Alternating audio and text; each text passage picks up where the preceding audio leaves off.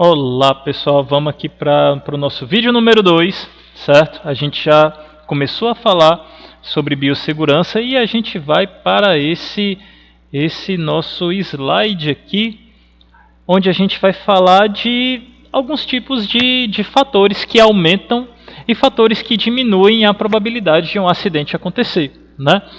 Então vamos aqui primeiro analisar o nosso lado esquerdo aqui. Então, qual é um fator que contribui para o aumento da ocorrência de um acidente? Primeiramente, o desconhecimento do risco. Ou seja, eu operar com um reagente ali onde eu desconheço qual é o risco que ele tem. Ou, por exemplo, eu desconhecer qual é a infraestrutura em que eu estou entrando. Por exemplo, eu sou novato dentro de um laboratório. Então, por causa da falta de experiência naquele ambiente, pode ser que eu me coloque em alguma atividade potencialmente perigosa. Então, por exemplo, o desconhecimento de risco é um fator que aumenta a probabilidade da ocorrência do acidente. Falta de atenção, por exemplo, o aluno chega com sono para o trabalho, ou, por exemplo, algumas atividades em que o aluno precisa focar a sua atenção, ele fica com o uso do celular, ou tem, por exemplo, alguns alunos que não conseguem viver um minuto sem ficar ouvindo música, e daí, por exemplo, coloca algumas músicas aqui e fica ali trabalhando e tal, e algumas delas podem vir a atrapalhar. Na real, algumas músicas ajudam, certo? Mas algumas músicas atrapalham bastante. Por exemplo, uma outra coisa, enfim, tem diversos motivos em que o aluno ou em que o técnico, né, pode vir a incorrer em falta de atenção.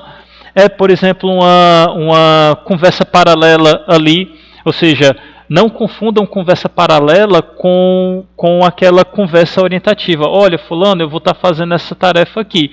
Isso é um aviso de que você vai estar em alguma operação. Agora, por exemplo, rapaz, tu viu o jogo do Palmeiras, macho? Rapaz, esse time é fuleiragem, rapaz, assim não pode um negócio desse. Você entendeu aí a diferença entre conversa paralela e uma conversa motivada para o exercício das suas tarefas com segurança? Possuem um peso e um valor diferente, evidentemente. Aí eu tenho, por exemplo, a imprudência. O que é um gesto de imprudência dentro de um laboratório? Rapaz, uma vez, eu vou colocar aqui um exemplo. Uma vez eu estava aqui no laboratório, aí um determinado aluno simplesmente saiu correndo no laboratório e barroou com outro colega que estava fazendo o procedimento de laboratório. E aí acabou quebrando uma vidraria e tal. E, enfim, pondo em risco, é claro, o colega. Ou seja, você correr dentro de um laboratório, você, por exemplo, ficar carregando, eu estou perto ali de ir embora, eu preciso guardar esses reagentes, aí o cara vai lá, pega 3 frascos de reagente, tudo diferente, e vai levando para guardar tudo ao mesmo tempo. Não, isso está errado, certo?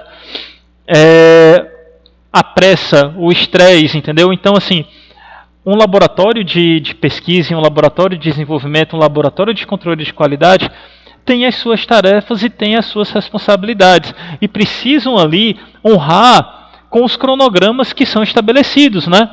Mas entendam que a pressa para executar as tarefas e o nível de estresse que esse laboratório de controle de qualidade é submetido é fator de causa de acidente. Então, assim, você na qualidade de futuro gestor, ou você que já é gestor e por algum motivo de aprendizado está aqui também conosco, pense bem nessas coisas, certo? Tem aquela máxima que a pressa é a inimiga da perfeição, mas eu vou te dizer, a pressa demais associada ao nível de estresse dá problema. Dá problema nos resultados, dá problema na qualidade, na qualidade mesmo do espaço laboratorial. Enfim, essas são variáveis que precisam ser controladas também.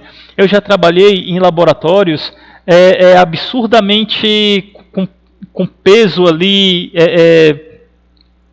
com peso psicológico enorme. E não era nem pelas atividades que eram desempenhadas no laboratório, era que o clima organizacional já era tão difícil que nossa, um trabalho bonito que eu desempenhava acabou sendo absurdamente enfadonho, entendeu? Então, assim, cabe também ao gestor do processo e tal zelar também um pouco pela qualidade da vida na relação entre as pessoas. É sempre bom que você trabalhe num ambiente bacana, onde a pessoa genuinamente se preocupa com o colega, certo? E não fique ali pensando, vai de novo, vai lá, vai, não é o bichão, não é o bichão, entendeu? Mais ou menos assim. Eu acho que eu consegui me fazer entender aqui nesse texto. Falta de ordem, falta de limpeza são fatores de risco. O não cumprimento das regras de segurança aumentam a probabilidade do acidente acontecer. E os fatores que diminuem, é claro, são os contrários da primeira caixa, né? Então, se eu conhecer os riscos de um reagente, eu diminuo a possibilidade. Eu trabalhando com a atenção merecida ao processo, eu diminuo a possibilidade. Destreza, o que é destreza? É habilidade. E a habilidade é fruto de um treinamento, a habilidade é fruto de uma experiência. Então você que é um novato no laboratório, e que eu carinhosamente chamo de calango buchudo, que você que é novato, não vai ficar querendo ser o bichão não, tá certo? Entenda a sua condição de novato.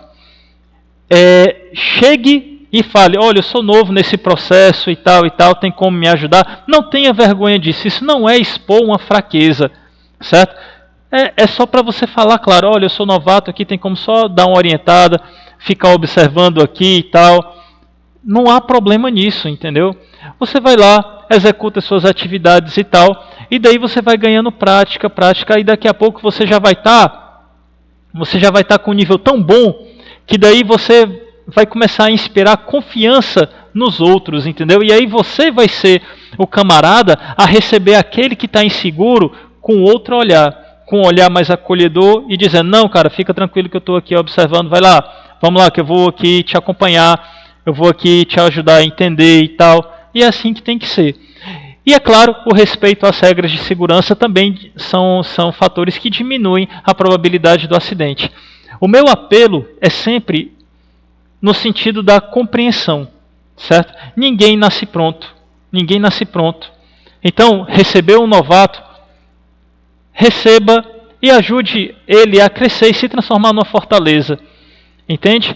E ajude principalmente ele a tratar da mesma forma o outro novato que ele vai receber logo mais.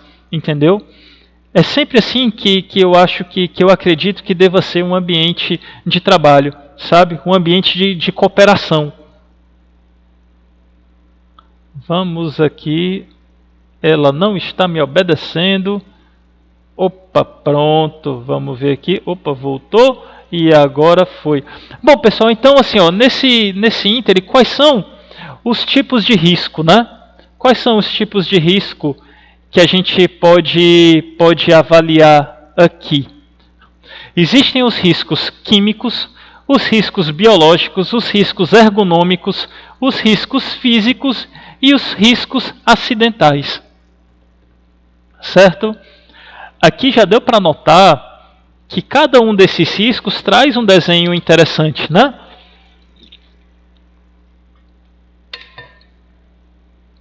Traz um desenho interessante, inclusive, que é para chamar a atenção, né, e tal. Mas vamos lá, olha só, o químico faz todo sentido, né? Eu tenho ali um frasco com algum negócio dentro e tal. O biológico, o microscópio também faz sentido. O ergonômico também faz sentido. Agora, tem aqui acidentais e o cabra bota uma caveira, bicho. O negócio é invocado. Como assim? O acidentais é logo assim, acontece e o cabra vai de arrasto. Pois é. A gente vai analisar isso direitinho. E tem um acidente físico, né? Que aqui o cara colocou como sendo uma caixa de som, né? E tal. Mas vamos aqui tentar entender o que são esses tipos de risco. Pessoal, O primeiro que eu quero analisar é esse risco físico aqui, o da caixinha de som. Vamos aqui entender por que é uma caixinha de som.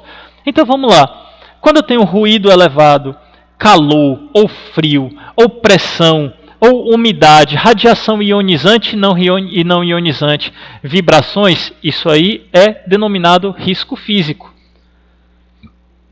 Mas vamos lá. O que é um risco físico? De ruído. É um barulho muito grande. É um motor que fica fazendo zoada com vários ciclos. Isso vai perturbando a pessoa, vai minando o ouvido da pessoa a ponto de causar até danos permanentes ao trabalhador. Então, sim, o risco físico se manifesta na seara do ruído. E o calor, ambientes muito quentes. Aqui no Maracanaú, por exemplo, existem empresas em que trabalham com níveis de calor e de temperatura bastante elevados, entendeu?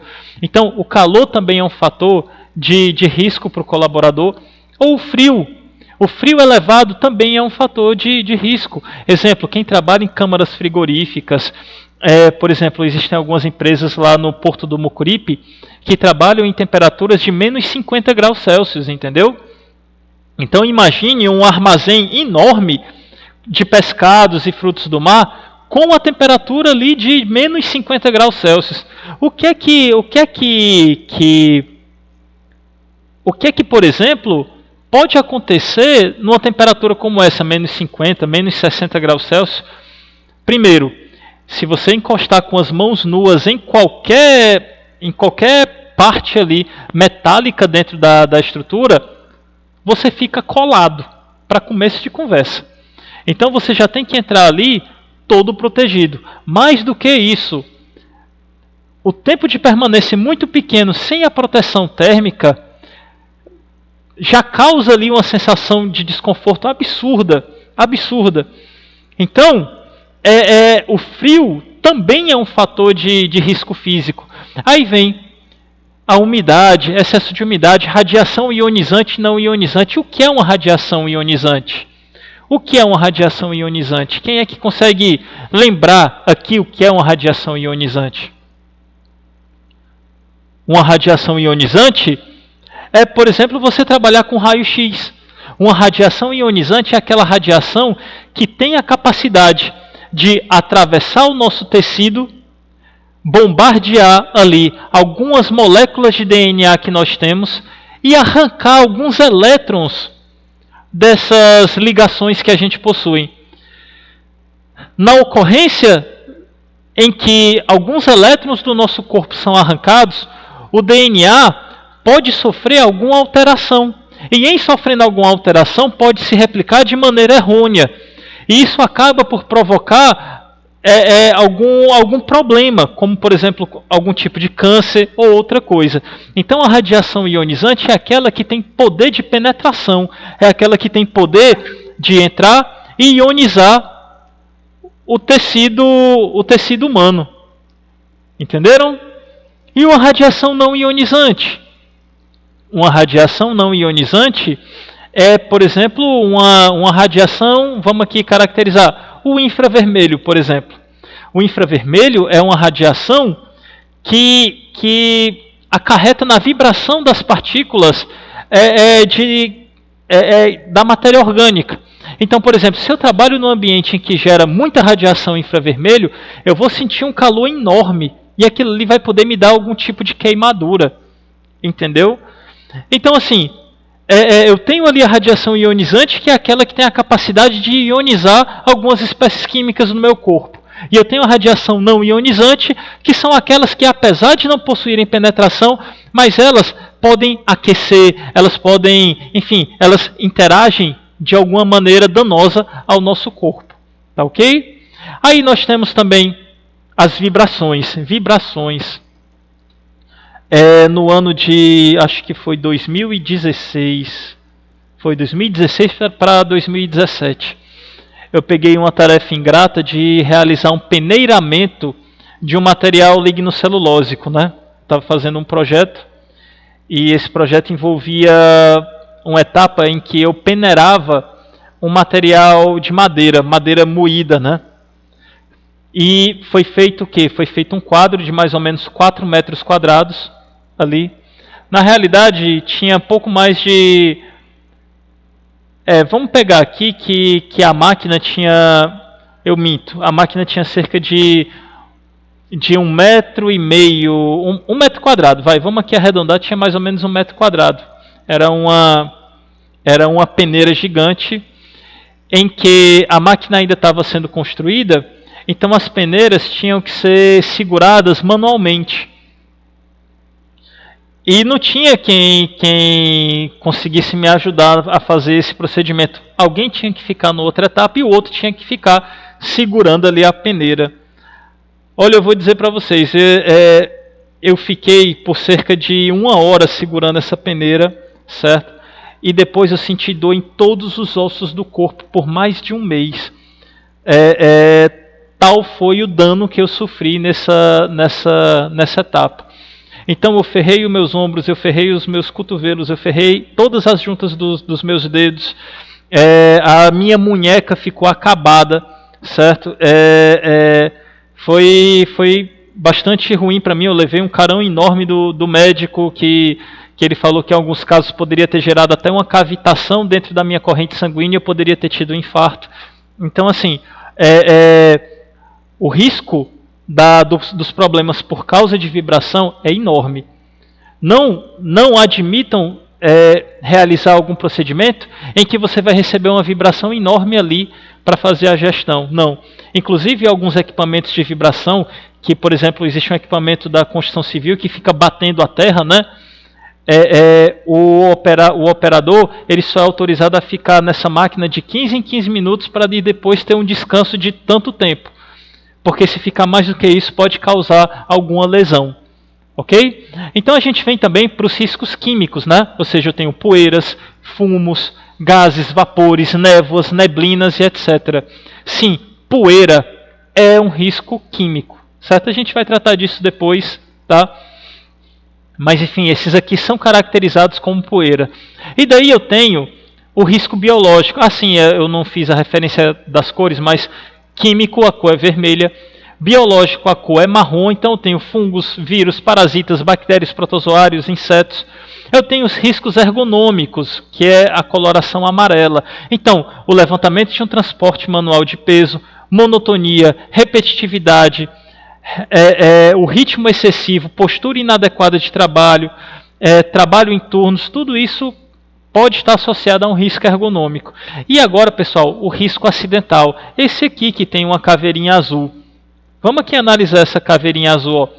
Arranjo físico inadequado, iluminação inadequada, incêndio e explosão, eletricidade, máquinas e equipamentos sem proteção, quedas e animais peçonhentos. Sim, pessoal, o mais adequado símbolo para caracterizar o risco azul é uma caveira, porque é no risco acidental em que os piores acidentes de trabalho acontecem.